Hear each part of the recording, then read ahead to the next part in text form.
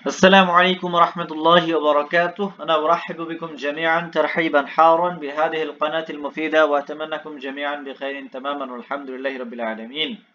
আজকে আমরা আরো যে কয়েকটা টপিক রয়েছে এবং আইসিটি এবং এদিকে পিপল ডেভেলপমেন্ট এন্ড এনভায়রনমেন্ট এই দুটো টপিক রয়েছে, দুটো ইউনিট রয়েছে পেপার ওয়ানের, সেগুলো আমরা রিভাইজ করে নেব এখনই। তো দেরি না করে শুরু করা যাক আজকের আলোচনা। আইসিটি ইউজিসি নেটের যে পেপার ওয়ানে আইসিটি খুবই গুরুত্বপূর্ণ একটা চ্যাপ্টার। এখান থেকে প্রশ্ন আসে বেশ 5টা করে আসে প্রত্যেকটা ইউনিট থেকে। ঠিক আছে, তো এই ইউনিট থেকে বেশ যেগুলো গুরুত্বপূর্ণ পয়েন্ট সেগুলো নিয়ে আলোচনা করার চেষ্টা করব ইনশাআল্লাহ। তা রোমের ফুল ফর্ম হচ্ছে রিড অনলি মেমোরি। এটার কাজ কি না, তো বোটিং। বোটিং মানে অন, স্টার্ট, রিস্টার্ট। ঠিক আছে, তো বোটিং আবার দুই ধরনের, একটা কোল্ড আর এটা হচ্ছে ওয়ার্ম বোটিং। কোল্ড বোটিং এবং ওয়ার্ম বোটিং। কোল্ড বোটিং মানে হচ্ছে অফ করে দেওয়ার পর অন করা, বাস। হ্যাঁ, অফ থেকে অন করা, রাইট। আর ওয়ার্ম বোটিং হচ্ছে অন অফ অন, মানে অন করা, তারপর অফ করা, তারপর আবার অন করা, এটা হচ্ছে ওয়ার্ম বোটিং। আশা করছি এটুকু বুঝতে পেরেছেন, জাস্ট এটুকু মনে রাখতে পারলেই যথেষ্ট। তারপর এখানে বলা আছে যে সুপার কম্পিউটার, কম্পিউটারের কতগুলো ধরন আছে, যেগুলোর কাজ কি এখানে সংক্ষেপে আলোচনা করার চেষ্টা করেছি। সুপার কম্পিউটার কিসে কিসে ব্যবহার করা হয়? ওয়েদার, ওয়েদার মাপার জন্য। তারপর নিউক্লিয়ার যে সেন্টার গুলো থাকে সেগুলোতে সুপার কম্পিউটার ইউজ করা হয়ে থাকে, রাইট। তারপর stock analysis, data intensive, electronic design, computation, heavy scientific and engineering purpose. হ্যাঁ, মানে খুবই যেগুলো কঠিন ক্যালকুলেশন এবং সায়েন্টিফিক যেগুলো ইঞ্জিনিয়ারিং উদ্দেশ্যে করা হয়ে থাকে সেসব জায়গাগুলোতে সুপার কম্পিউটার ইউজ করা হয়। Billion of instruction per second, এক সেকেন্ডে বিলিয়ন অফ ইনস্ট্রাকশনকে অ্যাক্সেস করতে পারে, রাইট। যেমন এগুলোর সুপার কম্পিউটারের উদাহরণ যেমন লিনাক্স অপারেটিং, প্যারাম, তারপর পিআরএ, প্রাথোস, তারপর সিডি C6600, এগুলো হচ্ছে সুপার কম্পিউটারের এক একটা উদাহরণ, এক্সাম্পল। তারা মেন ফ্রেম কম্পিউটার কিসের জন্য ব্যবহার করা হয়? এটা মিলিয়ন অফ ইনস্ট্রাকশন পার সেকেন্ডে মিলিয়ন অফ ইনস্ট্রাকশনকে অ্যাক্সেস করতে পারে। এর এক্সাম্পল হচ্ছে IBM 16। হ্যাঁ, ব্যাংকিং, তারপর ইয়ার, রিটেল, রেল লাইন, হ্যাঁ, রেলওয়ে যেগুলোতে, লার্জ অর্গানাইজেশন, বিগ আয়রন, এইসব জায়গাগুলোতে আর কি মেন ফ্রেম কম্পিউটারের কাজ হয়। ব্যাংকে যে সমস্ত দেখি, তারপর রেলওয়ে যে এতে আমরা দেখি মেন ফ্রেম কম্পিউটার ইউজ দেখি আমরা। মেন ফ্রেম কম্পিউটার হচ্ছে স্মলার, লেস এক্সপেন্সিভ, মানে খুব কম দাম, বেশি দাম না। লেস পাওয়ারফুল, এটা পাওয়ারফুল কম। 4 থেকে 200 জন ইউজার্স সাইমালটেনিয়াসলি ব্যবহার করতে পারবে। Scientific and engineering competition, business transaction problems,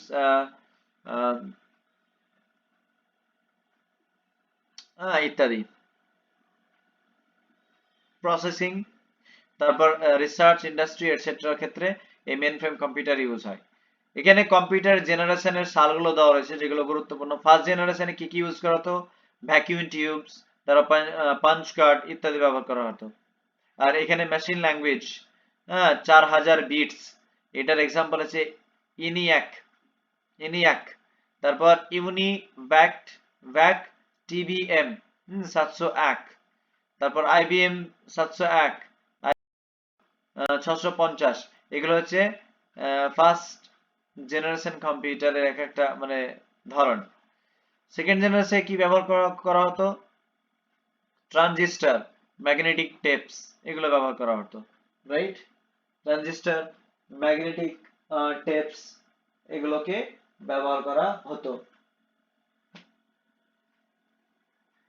just 1 second.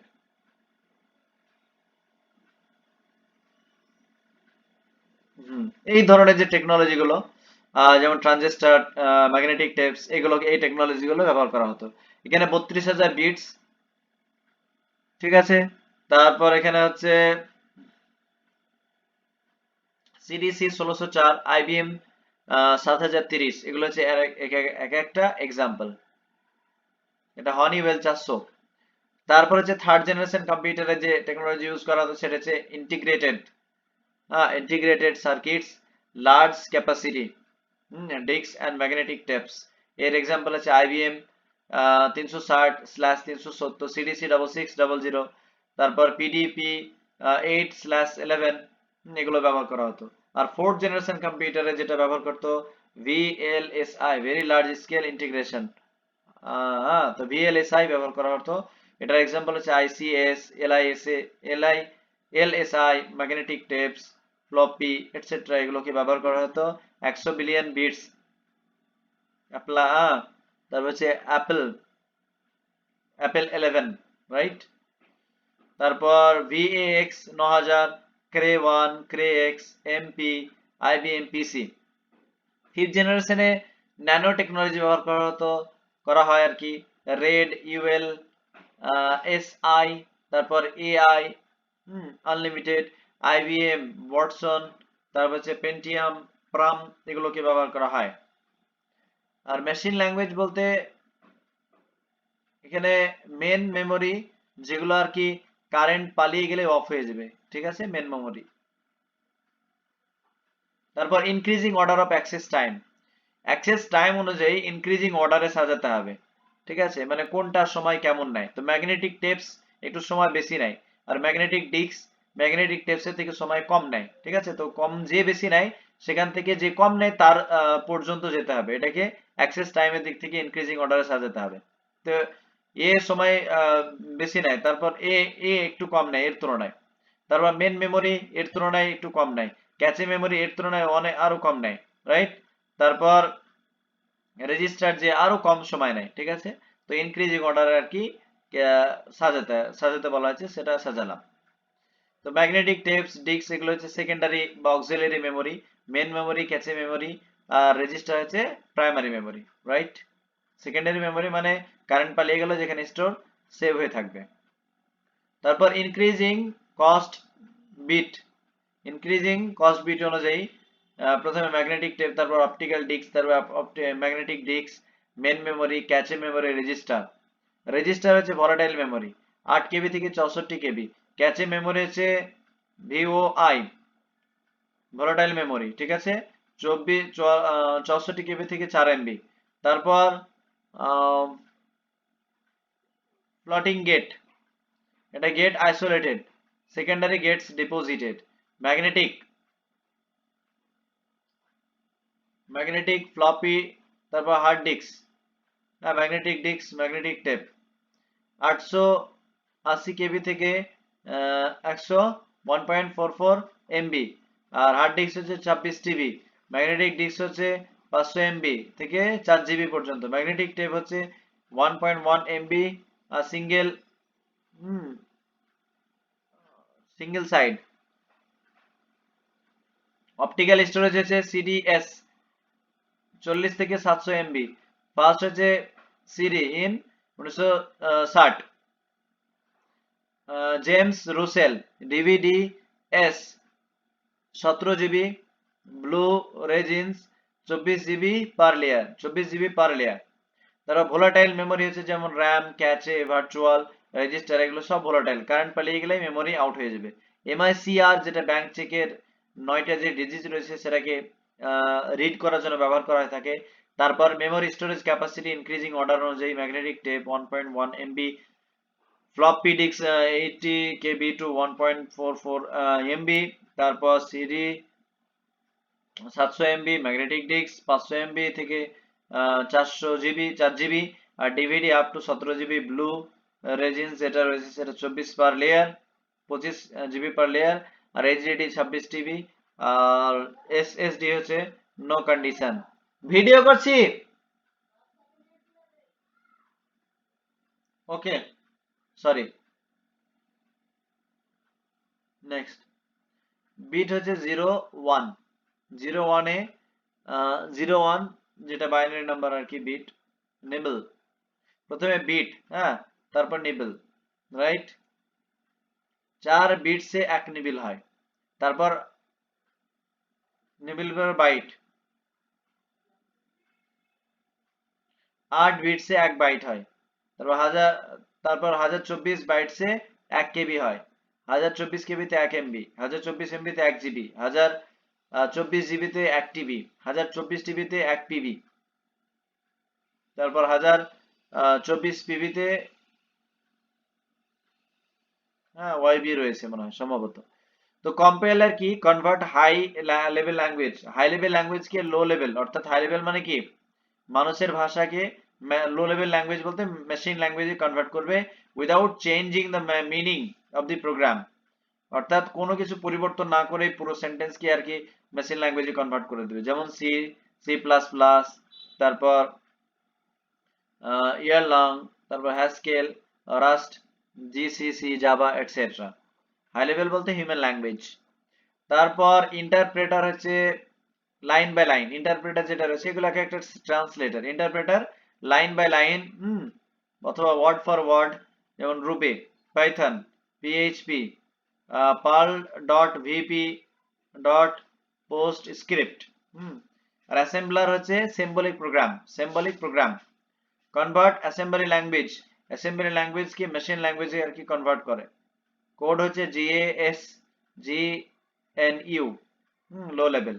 তারপর অ্যাপ্লিকেশন সফটওয়্যার হচ্ছে Word, Excel, browse application software কি কি, এক্সেল, ব্রাউজ, তারপর গুগল, ফায়ারফক্স, মোজিল্লা, সাফারি, এগুলো সব application software. Proprietary software, proprietary বলতে source code publicly not available, proprietary publicly available থাকবে না। পেড, এটা পেড ভার্সন, উইন্ডোজ, তারা macOS, Google Earth etcetera.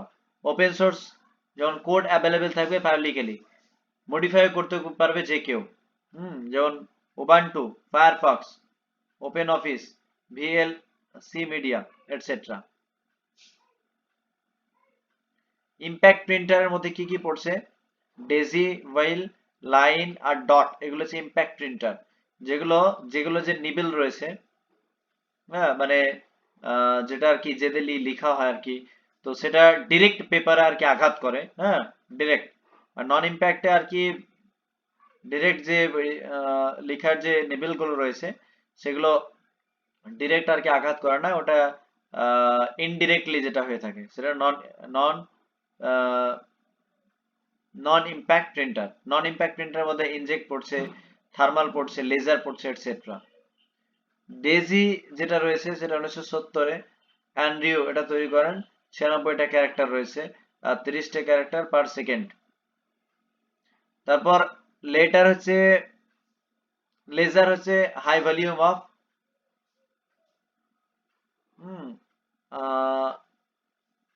Black and whites. Toner powder use করা হয় laser প্রিন্টারে। আর মনোক্রোম, ড্রাম, সাইক্লি সাইলিন ড্রিক্যাল, 500 থেকে 1000 পেজেস সিঙ্গেল টোনার। ইনজেক্ট হচ্ছে spraying small drops of ink, inject মানে স্মল ড্রপস অফ ইঙ্কের কি করা পেপারের উপর পড়বে। লেস নয়েজ, এখানে লেস নয়েজ হয়, নো হ্যাম্পার। 1957 খ্রিস্টাব্দে স্পুটনিক 1, তারপর 1962 খ্রিস্টাব্দে ইন্টারনেট স্টার্টেড, 1962 খ্রিস্টাব্দে ইন্টারনেট শুরু হয় যেখানে ইনফরমেশনকে শেয়ার করা হয়। আর মডেম ফাস্ট যেটা এটি অ্যান্ড টি এর মাধ্যমে আর কি আসে, রাইট। তারপর 1969 খ্রিস্টাব্দে ARPANET for war communication by US defence. 1970 খ্রিস্টাব্দে NCP network control protocol by,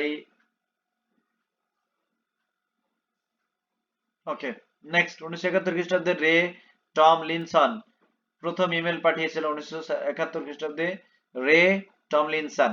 1974 খ্রিস্টাব্দে আইএসপি ইন্টারনেট সার্ভিস প্রোটোকল। তারপর 1981 খ্রিস্টাব্দে BIT net, because it's time network, it's time network, BIT it's time network. IBM 1982 খ্রিস্টাব্দে TCP transmission control protocol. আর 1983 খ্রিস্টাব্দে DNS domain name system by জনসেফ and Paul. 1989 খ্রিস্টাব্দে triple W by Tim বার্লান্স।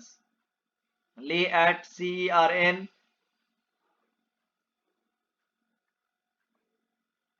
Next 1997 খ্রিস্টাব্দে 802.11 wifi wireless fidelity by IEEE institute electrical এভাবে আছে 1997 খ্রিস্টাব্দে web blog by John Barger 2004 খ্রিস্টাব্দে মজিল্লা 2008 খ্রিস্টাব্দে net স্ক্যাপ internet web browser PAN হচ্ছে Bluetooth USB phone tablet printer PD etcetera.